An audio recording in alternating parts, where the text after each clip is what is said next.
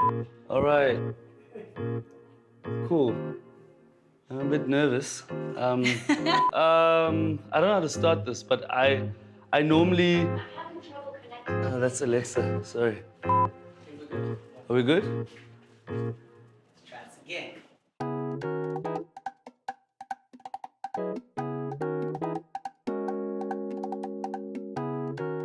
I I understand why I have you here.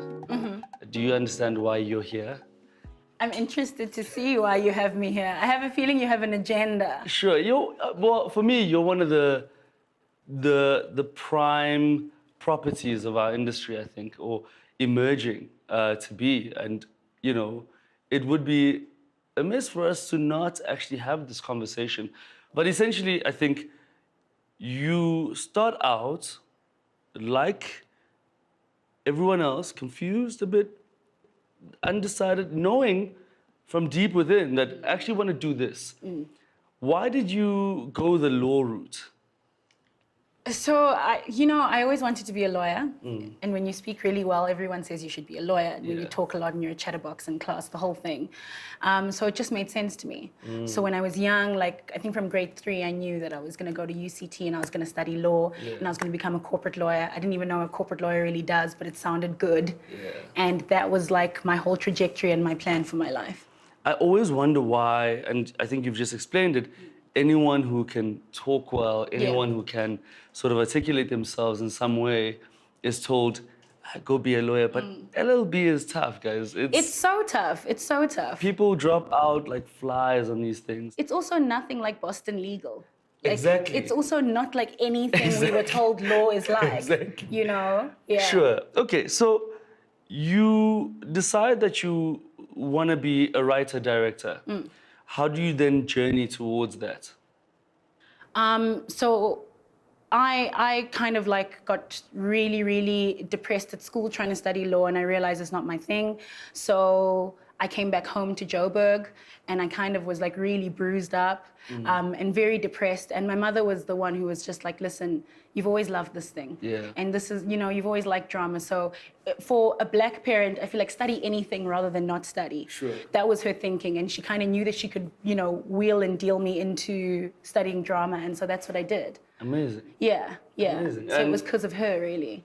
And your confidence levels about, I mean, we're always told in the industry, or rather not in the industry, but in school, that this is not a viable career. Yeah. So when you end up studying drama, are you thinking about like money, livelihood, or are you just doing something for the sake of doing something? No, hell yeah. So, you study drama and it's great when you're there because everyone around you is in the spirit and you're all like having a jam session and all of that.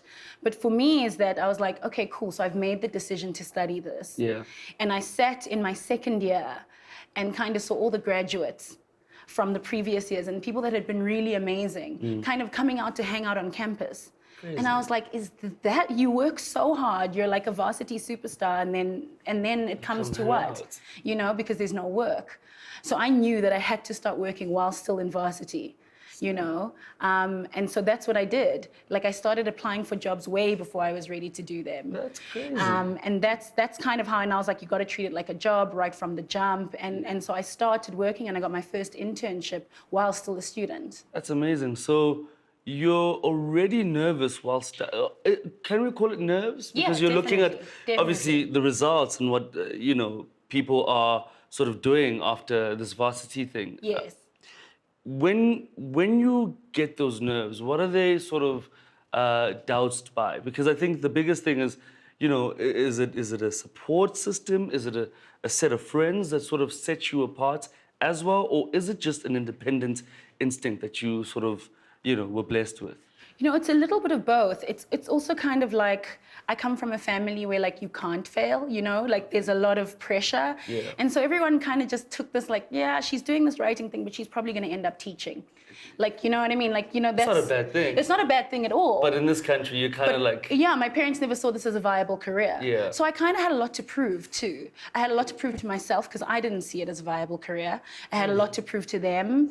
And I had a lot to like, I was like, I refuse. Like I refuse to not live the life that I know that I'm destined for, and I refuse to like struggle like to a point where I'm not eating, and I completely, absolutely refused. And that refusal is kind of what completely drove me. Where did you intern first? I interned at Magic Factory. Nice. And I directed a bunch of Lokshan Bioscope films with a bunch of other graduates. It was this program, and you kind of went on set, and it was baptism by fire, and you just had to direct. The Mnet. Yes. Okay. Yes. So now I think it's like the Magic in Motion. Magic in Motion, It was very much a program like that. Yeah. And for the first time, like we saw my name on TV, like my whole family was watching, and when you press information, there it is, directed by Sunni Faba. I mean, it was mind-blowing.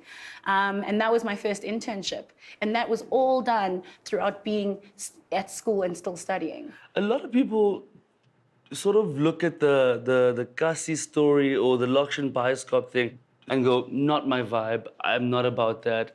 Why go that direction? Because somehow it could brand you in a... I find it so bizarre that people have the luxury of choice when you're hungry to make it. Like, you don't have the luxury of choice. So I was just like, no one at 20 years old is going to let me direct anything that is ever going to be on television. Yeah. This is my chance and this is my opportunity. And actually, I was theatre trained. I was studying theatre, directing and writing for theatre. And I kind of went into my interview and with no TV experience, no film experience, and I was just like, I know how to tell a story. Yeah. So let me do that. Yeah. Let me come on here, let me do that, and I'll pick up the technical as I go along and all of that. You know, for me, I've never been trained in TV, and that's what I had. I had like a passion. I wanted to sort of figure it out as I went, and whoever was going to give it to me, I was going to go with it. I mean, I remember doing Omo door-to-door stuff. I remember doing some UTV stuff. It wasn't really nice, you know. I mean, today, looking back, it's what taught me... Everything. Yeah, so would you say that internship then sort of gives you a glimpse into what the industry is? Absolutely. It also taught me that, like, how much you can do without a budget.